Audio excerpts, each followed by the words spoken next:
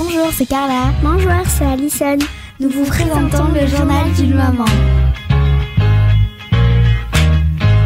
Bonjour, je suis très heureuse de vous retrouver aujourd'hui dans une nouvelle émission du journal d'une maman. Nous allons parler alimentation et grossesse et j'ai l'honneur de recevoir pour cela Madame Marjorie Alarson. Bonjour Marjorie. Bonjour. Merci beaucoup d'être venue parmi nous aujourd'hui. Donc Marjorie, vous êtes diététicienne, vous êtes la maman d'un petit garçon qui a 2 ans et demi. Donc vous avez travaillé dans différentes cliniques sur Marseille et puis sur Avignon.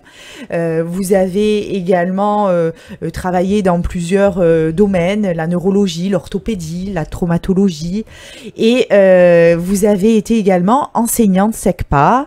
Vous faisiez des accompagnements éducatifs de la petite enfance et donc vous êtes maintenant depuis 2023 à votre compte. Non, oui, à votre compte, puisque vous avez ouvert votre cabinet en libéral de rééquilibrage alimentaire. Donc, vous faites de la prise en charge, des ateliers pour les femmes enceintes, les mamans allaitantes, les nourrissons. Et vous êtes également dans un centre de formation, de réinsertion professionnelle, où vous faites de l'éducation nutritionnelle.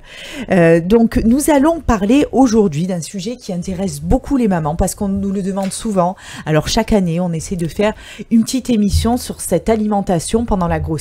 Alors vous allez nous le dire, on sait qu'une alimentation équilibrée associée à une bonne hygiène de vie participe donc au bon déroulement de cette grossesse et contribue bien entendu à un développement harmonieux du bébé. Alors la diversification alimentaire, c'est aussi pour les mamans, hein, bien manger. Donc vous allez nous expliquer un petit peu par rapport aux consultations que vous faites, déjà quels sont le type de mamans qui arrivent vers vous. Alors on sait qu'il y a des mamans qui ont envie de garder la ligne pendant la grossesse. Il y en a d'autres qui vont peut-être venir vous voir parce qu'elles ont des diabètes ou d'autres problèmes et que vous allez devoir suivre tout au long de la grossesse avec des régimes bien spécifiques.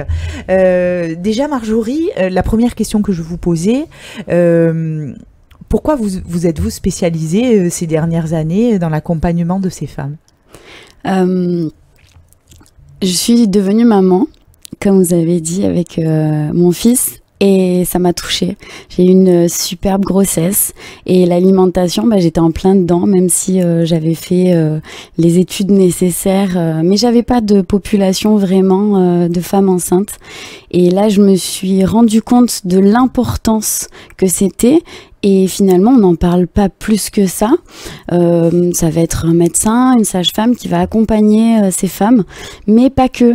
La diététicienne peut vraiment englober ces 2 autres professions. Et donc là, je me suis dit... j'ai quelque chose qui s'est passé, je veux faire ça, je veux aider des mamans à se sentir bien parce que c'est tellement un chamboulement hormonal et on entend tellement de choses aussi, il faut pas manger ci, il faut pas manger ça, il faut faire ça. Donc vraiment une prise en charge en toute bienveillance.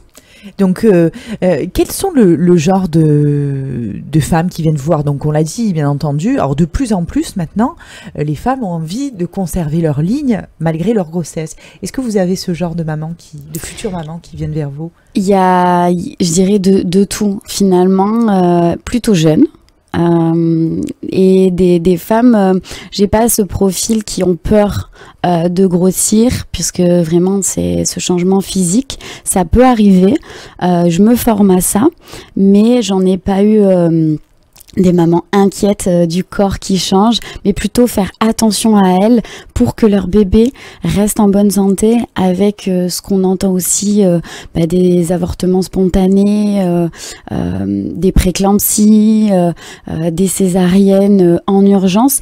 L'alimentation peut aussi aider sur certains points. Alors, est-ce que vous pouvez nous donner un exemple type de l'alimentation d'une femme qui n'a pas de problème de santé durant sa grossesse, une grossesse qui se passe relativement bien? Qu'est-ce qu'a besoin une femme enceinte comme nutriments pour mener à bien sa grossesse et pour aussi que le bébé se développe bien? Alors, il va y avoir un apport calorique qui va être augmenté par trimestre et en termes de macronutriments, ce qui va être par exemple des protéines. On a aussi tout ce qui est les minéraux et les vitamines. On a la vitamine B9, les folates qu'on entend souvent et qui sont importantes pour le développement en fait neuronal du cerveau du fœtus. On a aussi l'iode qui est très importante. On a aussi le calcium, la vitamine D, le fer, bien évidemment. Il y a énormément de mamans de futures mamans qui ont l'hémoglobine un peu basse et souvent il y a une supplémentation très rapide alors qu'on peut jouer sur une alimentation riche en fer et trouver plein d'alternatives.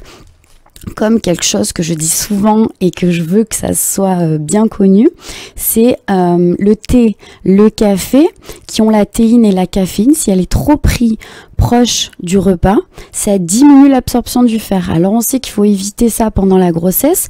Et en plus, si c'est pris un moment trop proche, tout ce qu'on a pris, ça va diminuer cette absorption de fer. Donc c'est dommage, il y a plein d'astuces.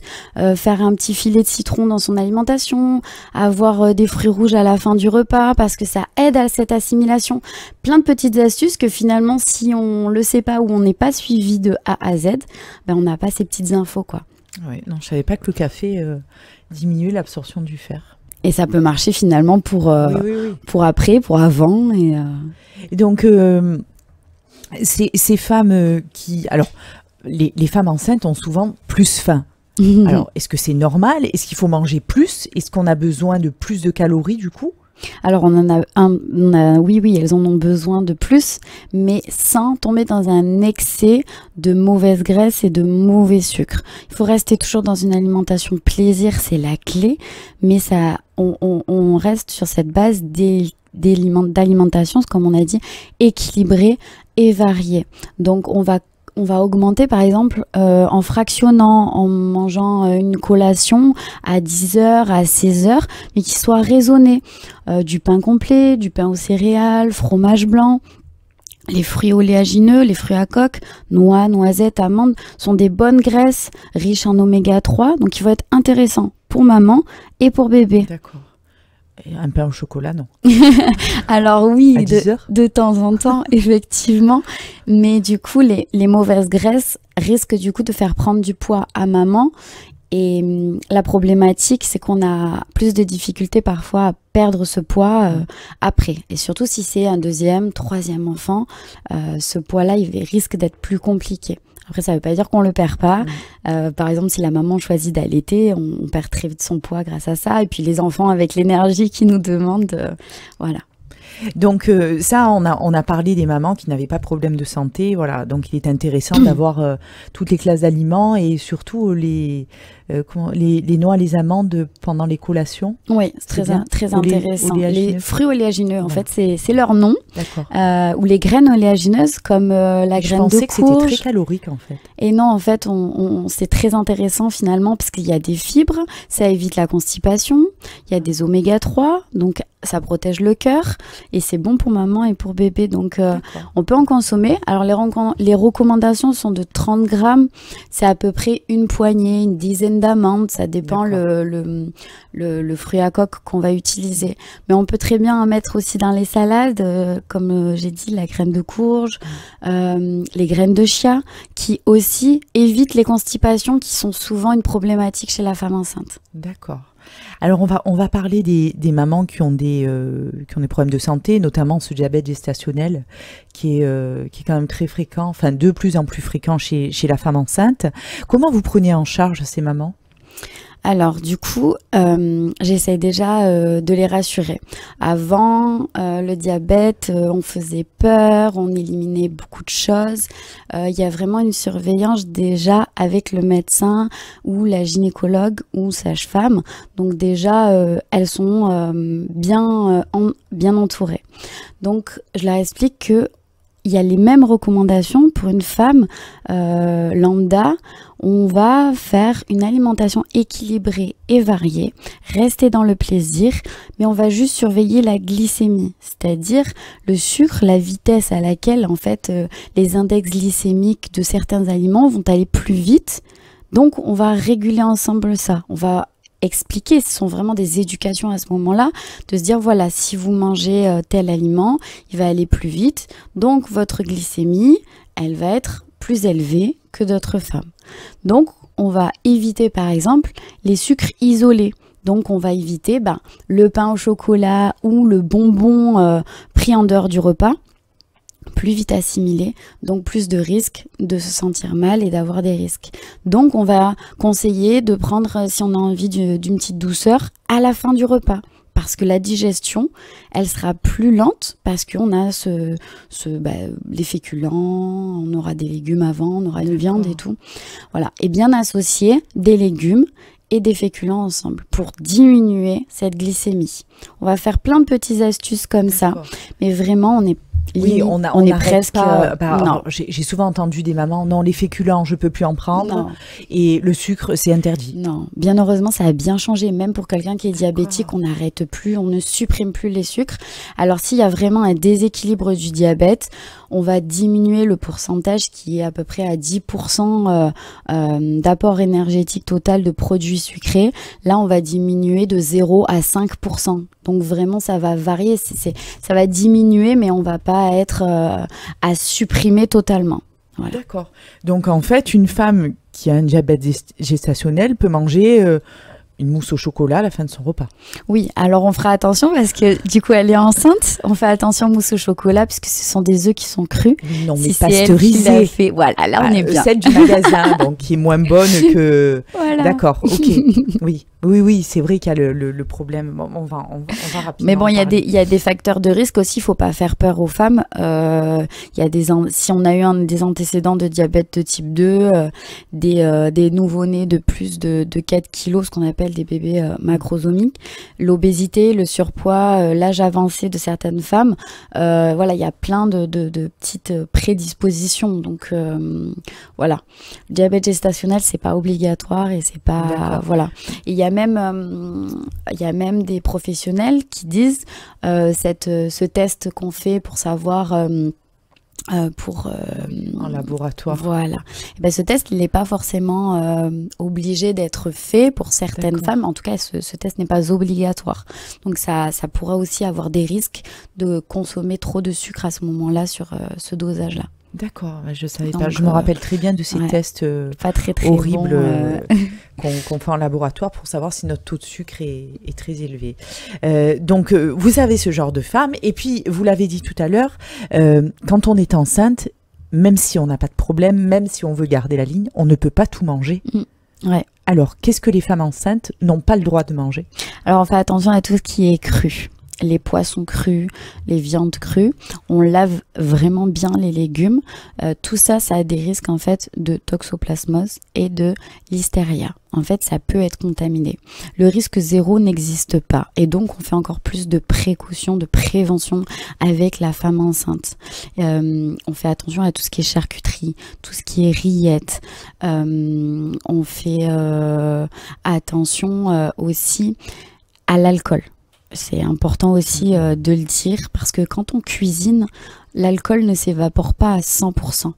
Il y a des plats qui vont être des traditions, le bœuf bourguignon, il y a des blanquettes de veau qui se font aussi avec du vin blanc. Tout ça, on évite. On va pas essayer de tenter puisqu'il y a la barrière placentaire et ça passe. Et le fœtus vraiment est impacté par ça et on va avoir des problèmes physiques chez l'enfant. Qui peut pas être du tout négligeable et moi c'est vraiment quelque chose que je veux mettre en alerte les femmes. S'il y a pas, on n'a pas de recommandations, un verre, 2 verres comme une personne qui n'est pas enceinte, une femme qui n'est pas enceinte.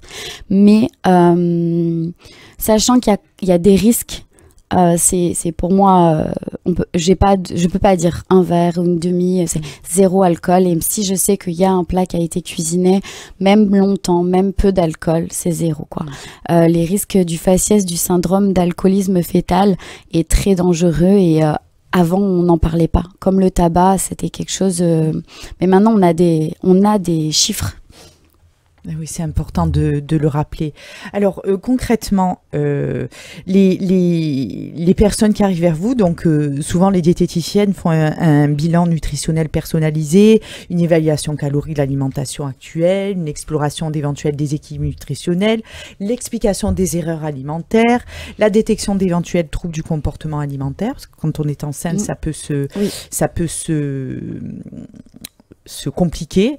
Donc c'est pour ça que moi je pense qu'il est très important, comme quand on va voir la sage-femme pendant la grossesse, de faire au moins une consultation chez la diététicienne, voilà, pour faire un petit peu le point. Ma dernière question, est-ce que vous pouvez nous conseiller un menu type d'une femme enceinte, par exemple, une journée où il peut avoir tout ce qu'elle a besoin dedans pour un peu informer nos auditrices qui nous écoutent, savoir si elles sont dans le bon. Bien sûr. Alors, au petit déjeuner, il est important d'avoir, par exemple, du pain aux céréales ou du pain demi-complet, complet. On peut vraiment varier, mais on évite le pain blanc pour ce côté du pain qui est où on enlevait beaucoup de minéraux en fait. Plus il est blanc, plus on enlève toutes ses vertus et donc la vitesse du sucre va être plus rapide par rapport à notre pain. Donc on va faire attention à ça. On peut avoir très bien une matière grasse, ça peut être du beurre parce que c'est riche en vitamines. Il y a certaines vitamines très intéressantes pour les yeux, pour le cerveau. Donc on peut aussi le remplacer par les fruits oléagineux dont on a parlé, tartinables avec juste voilà, très bien, ça c'est hyper intéressant. On peut utiliser un fruit. On évite les jus de fruits puisque du coup les fibres sont détruites et ça augmente le sucre encore une fois, donc c'est pas très recommandé. Si c'est une orange, là actuellement c'est la saison, on va le presser, du coup si on le boit directement, riche en vitamine C, donc très intéressant. Une boisson chaude, on peut remplacer par exemple le café par de la chicorée, il n'y a pas de caféine. Le thé, on peut le remplacer par une infusion ou d'autres plantes, il y a énormément de choix. Un produit sucré si la femme a l'habitude, sinon ce n'est pas du tout une obligation. Voilà, alors la confiture ou le miel, sirop d'érable, sirop d'agave, c'est mieux, ouais. C'est pareil, on est sur l'index glycémique, la vitesse à laquelle le sucre va arriver dans notre sang. Et donc du coup c'est bien de varier et de ne pas utiliser tout le temps par exemple la confiture. À 10h si on a faim, enfin, si elles ont faim. Je suis plus enceinte. Un fromage blanc, comme j'avais dit, avec des fruits oléagineux, ou ça peut être un fromage blanc avec des fruits coupés soi-même, ou un yaourt. Un fromage qui n'est pas au lait cru. Un morceau de fromage. Oui, c'est tout à fait possible. Ok. Et le midi ? Le midi, on va prendre une protéine avec une viande, un poisson ou des œufs. On va faire attention à la cuisson, que ça soit bien cuit. On peut utiliser des féculents avec des pâtes, du riz, du sarrasin, du sorgho, de l'amarante. Il y a énormément de céréales aussi qui existent qu'on peut varier avec une noisette de beurre ou varier les huiles, c'est très important. L'huile de noix, noisette, colza, huile d'olive. Puis des légumes qu'on va associer. Pareil, tout type de légumes. La cuisson à la vapeur, elle va être beaucoup plus intéressante parce qu'elle garde les nutriments. Après, un produit laitier pour la richesse en calcium qui va être importante pour la femme enceinte. Et un fruit, un dessert sans aucune problématique qu'elle peut consommer avec son yaourt coupé en morceaux, manger comme ça ou en compote, voilà. D'accord. 16h 16h, comme le petit déjeuner, comme le 10h, la collation. Dès qu'on a fromage blanc avec des amandes. Ouais. Ça, c'est les raisins secs? Les raisins secs aussi. C'est juste que c'est un fruit sec, donc l'apport calorique qui sera un peu plus augmenté, mais on peut très bien manger des dattes, des figues sèches, des abricots secs. C'est nutritionnel. Oui, c'est aussi intéressant. Et le soir, on va être sur la même base en fait. Il faut que le soir, ça compense, enfin que ça ressemble, pardon, pas que ça compense, ça ressemble au midi. Parce que l'apport nutritionnel, l'équilibre alimentaire, il est sur la journée. Et après, il faut pas oublier ce jeûne nocturne et la puissance qu'a le fœtus de puiser dans la maman. Et donc, elle va se tourner, elle va rêver, transpirer. Et donc, elle a besoin d'énergie en fait, qui vont être dépensées pendant la nuit. Et donc, il faut que son repas il soit aussi équilibré, varié et complet le soir. Donc du coup, pour bien se réveiller et repartir sur une bonne journée. Et éviter surtout la fatigue que peut subir une maman. Alors, on a oublié aussi de rappeler l'importance de l'hydratation. Exactement. 1,5 litre? Oui, voilà, 1,5 litre. Alors, on est à 2 litres, en fait, on est à 2 litres 3 par jour. Et en fait, les aliments contiennent au moins 1 litre dedans. Donc, du coup, c'est une globalité. Okay. Je vais boire 1,5 litre, 1 litre que j'ai dans mon alimentation. Et du coup, vu qu'on est un petit peu plus avec la maman, on va être à 2,3 litres, mais dans la globalité, puisque les fruits, les légumes sont riches en eau. Et donc tout ça, c'est une complémentarité.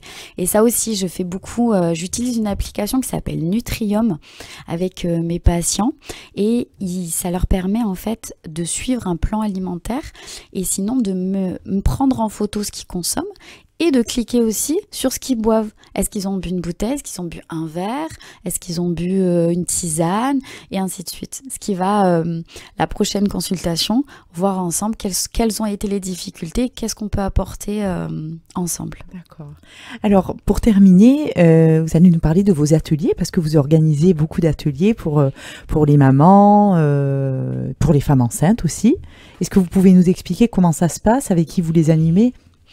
Alors, j'essaye d'en faire par thématique une fois par semaine, sinon toutes les 2 semaines. Ça peut être de l'alimentation femme enceinte, femme allaitante, nourrissons de 0 à 3 ans.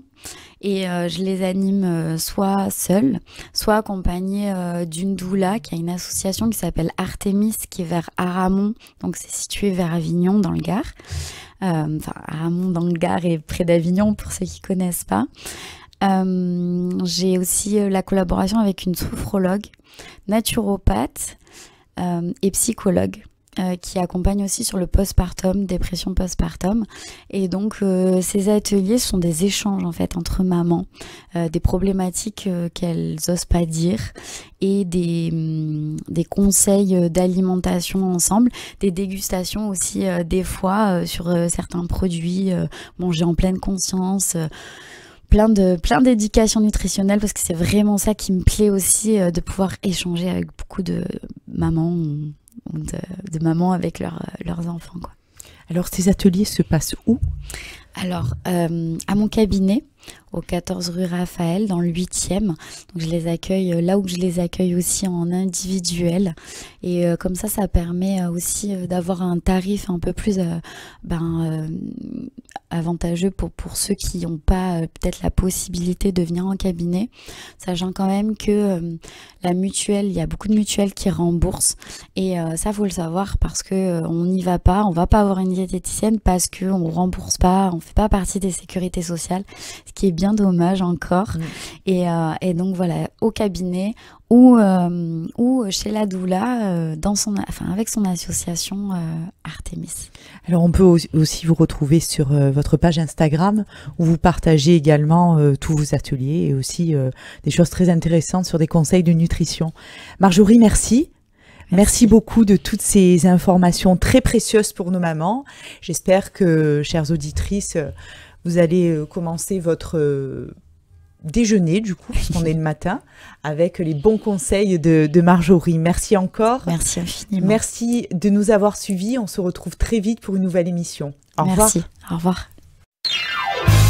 Bonjour, c'est Carla. Bonjour, c'est Alison. Nous vous présentons le journal d'une maman.